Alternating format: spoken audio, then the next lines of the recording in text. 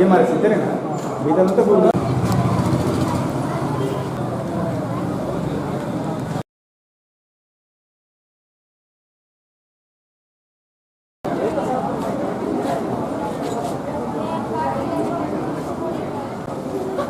Effect అయిన టీచర్లను మాకు సర్దుబాటులో భాగంగా 2 సర్కులర్లను హెడ్ ఆఫీస్ వాళ్ళు పంపించడం జరిగింది.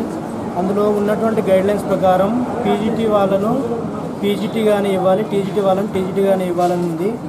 పీజీటీ వాళ్ళ ఎఫెక్ట్ అయితే నెక్స్ట్ ఎక్కడైనా పీజీటీ వేకెన్సీ ఉంటే పీజీటీ ఇవ్వాలి, టీజీటీ ఎఫెక్ట్ అయితే టీజీటీ ఇవ్వాలి.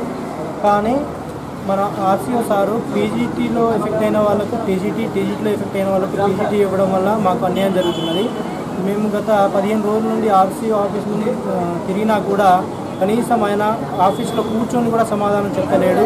నాకు ఇష్టం వచ్చినట్టు చేస్తా, నాకు ఆల్రెడీ 30 సంవత్సరాల సీనియారిటీ ఉంది, నాకు తెలుసు ఏది ఎట్లా చేయాలో అన్నట్టు మాట్లాడుతున్నాడు.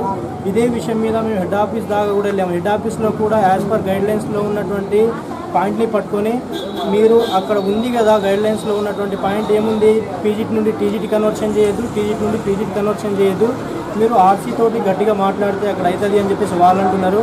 కానీ ఈయన మాత్రం మాత్రం పట్టించుకోకుండా ఇక మార్నింగ్ నుండి వెయిట్ చేస్తున్నా కూడా కనీసం ఆఫీస్లో కూడా లేరు.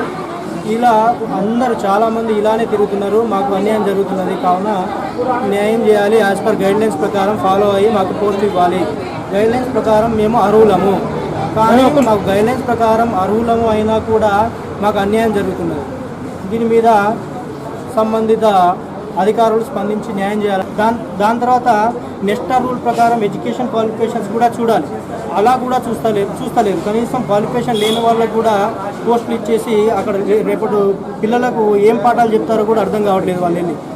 కానీ ఈయన ఇష్టం వచ్చినట్టు చేస్తున్నాడు ఆర్సీఓ. దానికి ఎఫెక్ట్ అయ్యాము.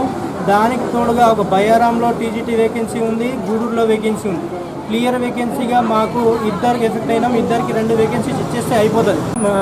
డౌట్ ఉంది, ఏమైనా లొసుకులు జరిగి ఉండొచ్చు అని చెప్పేసి ఎంత చెప్పినా మేము న్యాయం కోసమే పోరాడుతున్నాము. మేము ఎలిజిబుల్ కాబట్టి ఇప్పటికి 15-20 రోజుల నుండి మేము ఆఫీస్ చుట్టూ తిరుగుతున్నాం. ఎలిజిబుల్ లేకపోతే ఎవరు కూడా తిరగరు కదా ఆఫీస్ చుట్టూ. కాబట్టి